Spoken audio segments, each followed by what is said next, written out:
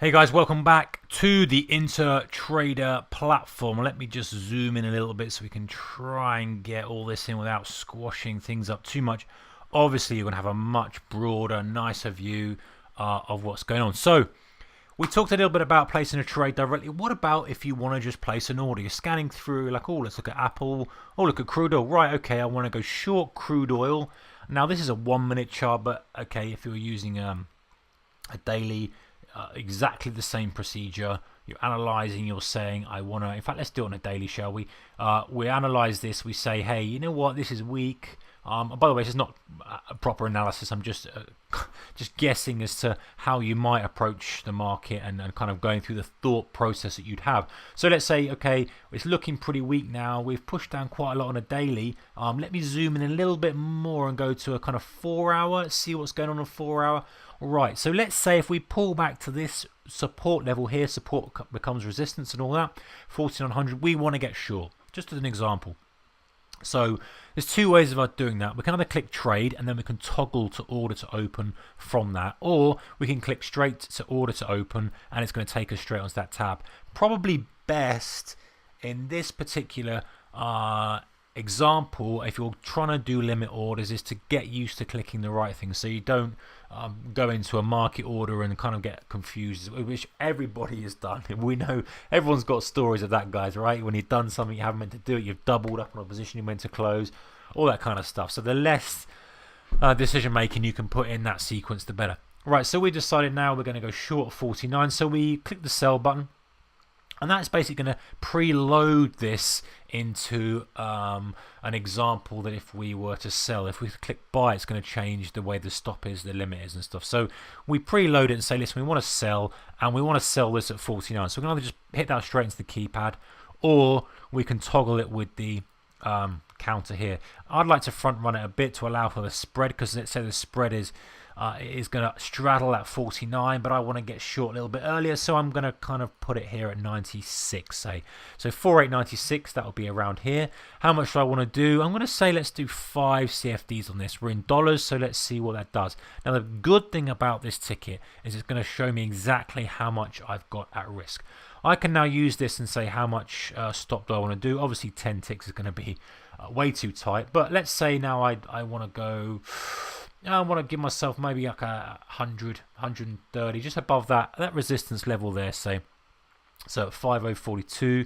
So I would use this and it would tell me exactly. The good thing about this is it's going to show me my stop in points, and it's going to show me my estimated position value. Obviously it's estimated because there may be some slippage depending on overnight or if there's news or anything. So I can scroll that now and go, where was I looking at? I was looking at this 42 level. Perfect. 5042, 146 points away. The great thing now is it shows me my estimated loss. So it's red, so it's signifying it's going to be a loss. It's a stop. We're going short, and this obviously this stop is above the market. So what have we done so far? We've basically said that this is my entry point here, 5896. If the market comes back to here, I want to take a limit short here, and I want to come out, take a stop loss if the market continues higher. My risk is going to be £563. I might say to myself, you know what, I want to risk a bit more, and I can dial up my size to accommodate that. Perhaps I want to risk £1,000 on this trade, so I can say, okay, 10's a little bit too much, it's taking me to 1100.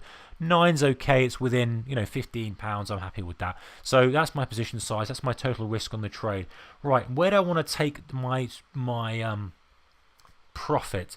So I might say to myself, listen, I think crude oil is going to go a lot lower, or I might just want to use a pure kind of ratio on the trade and say I'm going to take it, you know, 450 points lower, so $4.50 lower, and it says to me my estimated exit position there is 44.46. I might just say, you know what, that is probably a little bit low because of the 45 might be a whole number level. Let me just nudge in front of that by a few ticks, and that still gives me approximately what I want with my risk reward ratio, but it front runs potentially that 45 being a whole number that might just stop the trade, the downside. So now I've got my order set up. I can double check it. I can say, okay, I'm selling, going short. I've got 9 CFDs position, correct. My level I'm going short at is 48.96. That was the analysis that I did there. Now what I'm doing is I've got contingent orders attached to that order. Now, I've got three options. I can either set it from good till cancelled. In other words, that means the orders will stay in until I cancel it. So it will stay in for as long as it needs to until it's either filled or it's cancelled. Until this limit is filled or I go in and I actually cancel it. I can flick it onto good till day, and that means if I'm day trading, that it will cancel immediately at the end of the day. So if it's specifically for a day trade, that's probably going to be on a shorter time frame chart, obviously. Then I can just go, hey, you know what? Cancel at the end of the day. I don't want this position tomorrow. The environment might change tomorrow. My analysis might change tomorrow. So that's the parameter you want to use for that. And finally, you can use date and time. You can put in a time and date when this will expire. So for this one, I'm going to use cancel because I want to keep it in. I don't know how long it's going to be. I think the analysis might still be credible. And by the way, this isn't a recommendation at all. I'm purely showing you as an example, guys. So don't think I'm bearish on crude oil for whatever reason. I'm just literally just scanning it up, and it could be a 1 minute chart, could be a daily chart, could be a 15-minute, whatever suits you and your goals in trading your time frame. So double check it. I hit submit button and in we go. Get the confirmation, double check. Yeah, got 9, blah, blah, blah. Great, perfect. That's going to show me now in my opening orders section exactly what I want to do. So let me just zoom this up a little bit so we can see. It's my Brent Futures CFD, correct? 9 short, that's my level. And if I just squash this chart back, we don't want it anymore.